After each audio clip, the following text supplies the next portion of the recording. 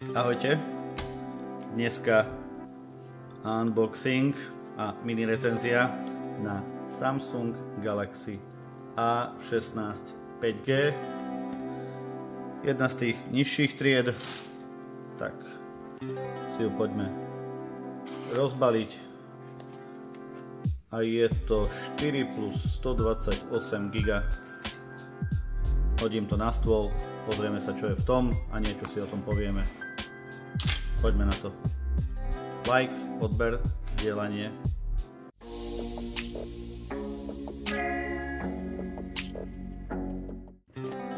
Takže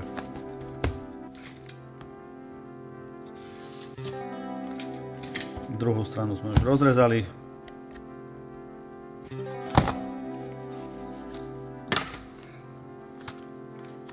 V tomto máme ihlu na vyberanie SIM kariet, manuály, USB, C-čkový kábel.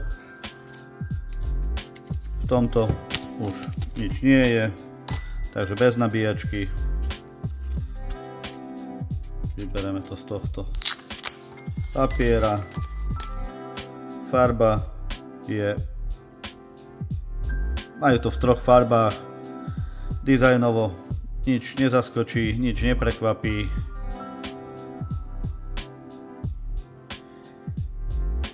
Má to zaujímavý odtieň, odlesk, otlačky na tom zostávajú, ale dobre, v poriadku. Dizajnovo to je A14, A15, také tie rady telefónov, ktoré boli celkom príjemné. Rámik to má dosť veľký, takisto veľká brada. Hore na predný foťák je to také, ako to býva na týchto lacnejších radách. Od tohto nižšia rada je asi len 0,6. Displej má obnovovaciu frekvenciu 90 Hz. Je to 6,5 vnútro, 6,7 aj s rámom. Takže ten rám je naozaj dosť veľký. Má to 8-jadrový procesor a fotoaparáty tak v kvázi, jak mala aj skoro A15, takže 50 megapixel, 5 megapixel, 2 megapixel a vpredu, ak sa nemýlim, tak je, myslím, 13 megapixel. Má to aj automatické ostrenie. Má to samozrejme aj blesk. Pamäť podľa krabice 4 GB a úložisko 128 GB. Dostupné úložisko 103 GB. A čo sa týka SIM kariet, hneď sa pozrieme.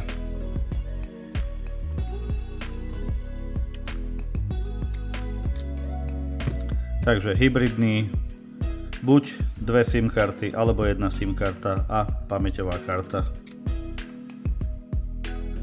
Klasické funkcie, ako sú NFC, Wi-Fi, Bluetooth, rádio. Môj osobný názor, že tam nie je, aj keď som to zatiaľ nikde nenašiel v recenzii. Stereo to samozrejme tiež nemá. Na to je to v kvázi dosť lacná verzia telefónu. Myslím si, že každý, kto vie, čo sa v danej cenovej kategórii kupuje, tak nikto nemá veľké očakávania. Fotoaparát je dostatočne dobrý na to, aby to urobilo peknú fotku. Samozrejme, že ak potrebujete niečo s naozaj veľmi dobrým fotoaparátom, tak to určite nehľadajte v podobných triedach, ani v, myslím, A25, ani 35. Už pri tej 55 je to trošku lepšie. S-ková rada samozrejme o mnoho lepšia.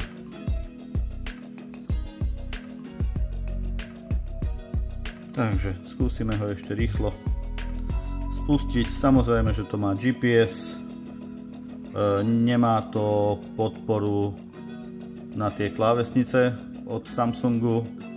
Jak som hovoril, NFC to má a keď niekto od toho potrebuje niečo viac, je mi ľúto, toto nemá nič extra viac.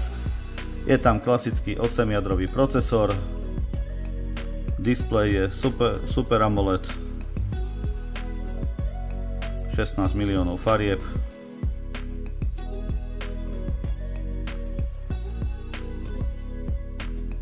Vidieť to tam, že ten rámik je naozaj zbytočne hrubý, ale áno, tieto nižšie triedy to proste majú. Osobne si myslím, že v danej cenovej kategórii, lebo orientačne sa pohybuje okolo 230 €, buď za to kúpiť radšej 25-kovú radu, ktorá je síce minuloročný model, ale má podľa mňa lepšie parametre, ale je to novinka, takže preto tá cena. Vyšli s nimi pred Vianocami podľa mňa preto, aby vyšli s nejakou novinkou a ako ich poznám niektorých operátorov, tak to budú dávať k vysokým radám a k drahým triedám ako gratis darček. Foťák, no myslím si, že tam nepotrebujem robiť nič extra, aby som vám ukázal, ako to funguje, pretože ten, kto pozná túto radu, či to bola táto alebo 15-ková, tak vie, čo má očakávať od toho telefónu. Je trošku pomalší, aj tá obnovovacia frekvencia je nižšia, ale hovorím, v danej cenovke to není také strašné, aj keď podľa mňa to kľudne mohlo stáť do 200 € maximálne. Na to, že to je 128 GB, v iných značkách už bez problémov kúpim 256 GB aj s lepšími foťákmi, aj keď si myslím, že ani tento 50 megapixel vôbec nie je zlý. Dobre, malo to byť len mini recenzia, nezisťoval som si o tom nič extra, len také tie najzákladnejšie veci, čo ľudia potrebujú vedieť, ak sa rozhodujú, či si to kúpiť. Nie je to zlá voľba, je to dobré pre ľudí, ktorí uprednostňujú Samsungy, ale nie je to ani nejaká pecka, na to sú tu iné rady a nie určite A16. Takže telefón sme vyskúšali, pohodičke. Hovorím, tá cena je trošku prepisknutá, ten kryt je kompletne zachytaný, ale dobre, je plastový, má celkom pekný dizajn a ja osobne tieto veľké uhlopriečky tak neodporúčam používať bez ochranného skla a ochranného silikónu. Po prípade na tieto vysunuté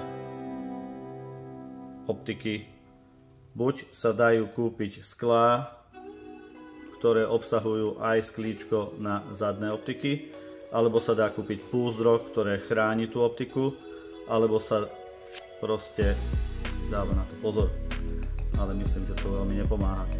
Dobre, prajem vám krásny deň. Ak sa vám video páčilo, like, odber alebo zdieľanie. Ahojte.